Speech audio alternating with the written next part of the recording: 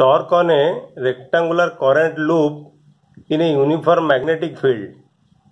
First, let us discuss when the rectangular loop is in the plane of the magnetic field.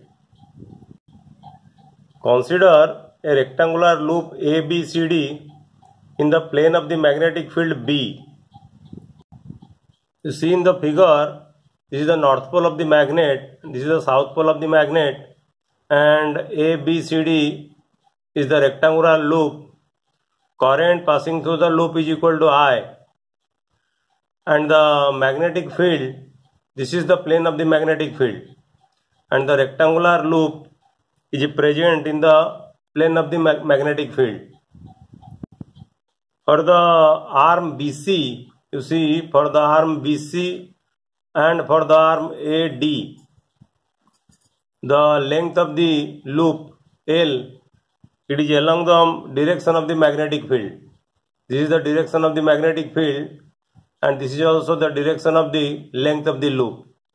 For AD, this is the length direction, and for BC, this is the direction of length.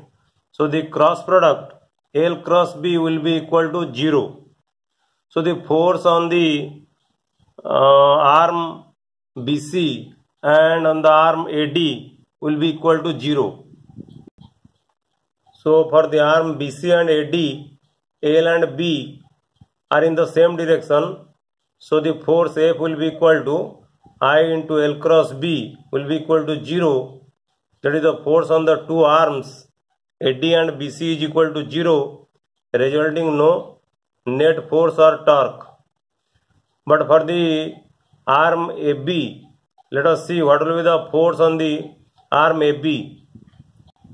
You see in the figure, for the arm AB, this is the direction of the current and this is the direction of the magnetic field. They are perpendicular to each other. So the force on the arm AB will be equal to, let us say, F1, that will be equal to I into L cross B. This is the length of the arm. The length of the arm is equal to small b, and the magnetic field is equal to B. So the force on the arm AB will be equal to I into B cross B. And this force, let us say, equal to F1 will act into the plane of the paper. If we apply Fleming's right hand rule, then the force on this arm AB will be into the plane of the paper. Similarly, the force on the arm CD, here the direction of the current is in this direction. So the force on this arm will be out of the plane of the paper, because this is the direction of the magnetic field, this is the direction of the current. So applying right hand rule, the direction of the force F2 on the arm CD will be out of the plane of the paper. So we have seen that the force on the arm AB, that is equal to F1 will be equal to I into B cross B, that is equal to I into B sine 90 degree. Here angle between B and B is equal to 90 degree, sine 90 is equal to 1. So F1 will be equal to I B into B, and acting in the force F1 acts into the plane of the paper. Similarly, the force on the arm CD, F2 will be equal to I into B and directed out of the plane of the paper. So the net force on the loop will be equal to 0, and the net torque on the loop due to the pair of forces F1 and F2 is given by tau. The torque, let us say, equal to tau, that will be equal to F1 into A by 2 plus F2 into A by 2. So if you add the two forces, it will be equal to I into AB into B, and A into B is equal to, let us say, capital A, the area of the loop. So the torque will be equal to I into A into B. So when the rectangular loop is in the plane of the magnetic field, the torque produced on the rectangular loop will be equal to I into A into B, that is current multiplied by the area of the loop with the magnetic field. and this is the vector diagram for the production of the notation of the torque tau, which is equal to the product of I into A into B. Now let us discuss when the plane of the loop is not along the magnetic field. Suppose the plane of the loop makes an angle theta with the magnetic field. That is, theta is the angle between normal to the coil and the direction of the magnetic field. You see in this figure, this is the direction of the magnetic field from North Pole to South Pole. So this is the direction of the B, and this is the direction of the area of this loop. The loop is ABCD, and the area of this loop is direction of the area of the loop is perpendicular to the plane of the loop. You see, this is the plane of the loop, and this is the direction of the area along the direction of M. We will discuss later what is M, but you see, this is the direction of the area. You see in this figure the force on the arms BC. This is the arm BC and the arm AD. This is the arm AD. The force on the arms BC and AD act along the axis of the coil, which connects the center of mass of BC and DA. The center of mass of BC and DA is this line, and this is the axis of the coil. And you see BC, the B vector, the magnetic field vector, and the BC, this length vector is along this plane, and the cross product of B and this length will be perpendicular to this plane, and the perpendicular plane is the axis of rotation of this coil. So the arm BC and AD, the force on the arms BC and AD act along the axis of the coil, which connects the center of mass of BC and DA.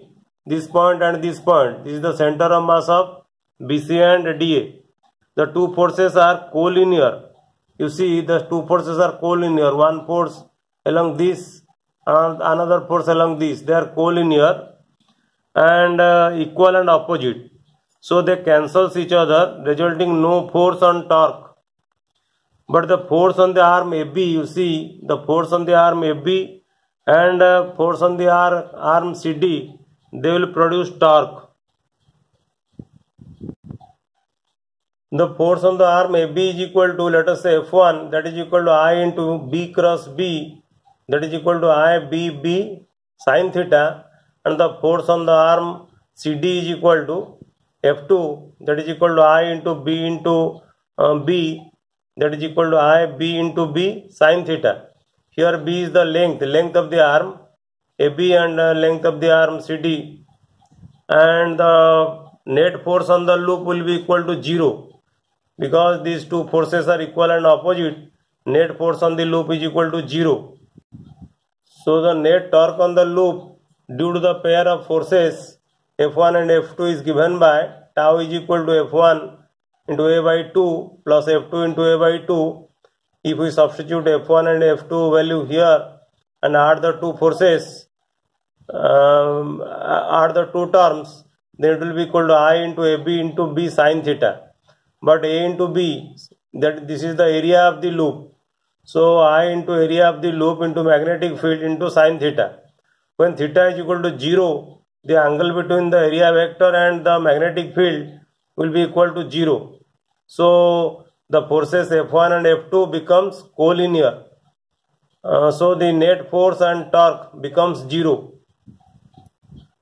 And this term tau is equal to I into AB sin theta. This will give you the torque produced by the loop when the loop is placed in a magnetic field such that the plane of the magnetic field is not along the plane of the loop. Now let us know what is the magnetic moment of the current loop. If this is the current loop I and the area of the loop A, the direction of aerial vector is equal to perpendicular to the surface area. This is the direction of A, then magnetic moment of the current loop M will be equal to the product of I into A. So this is the direction of the magnetic moment, and this is also direction of the aerial vector. So this is for one number of turns. For n number of turns, the M will be equal to, magnetic moment will be equal to n into I into A, and the direction of area vector is given by the right hand thumb rule, and the dimension of the magnetic moment will be equal to A to the power 1 and L to the power 2.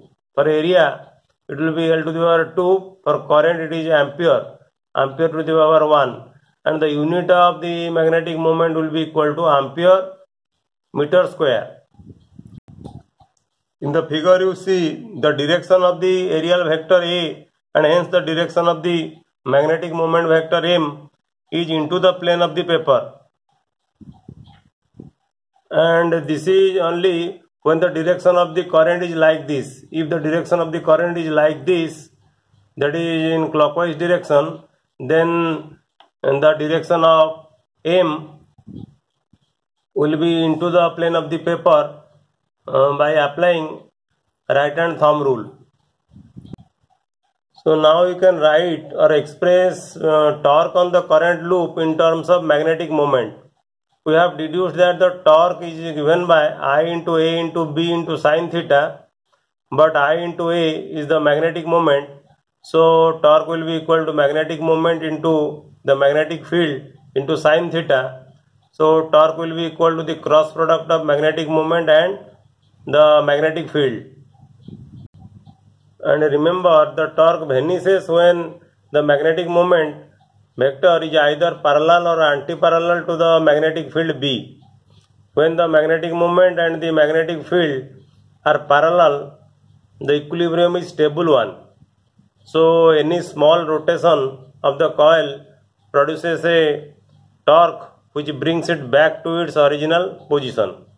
But when M and B are anti-parallel, the equilibrium is unstable.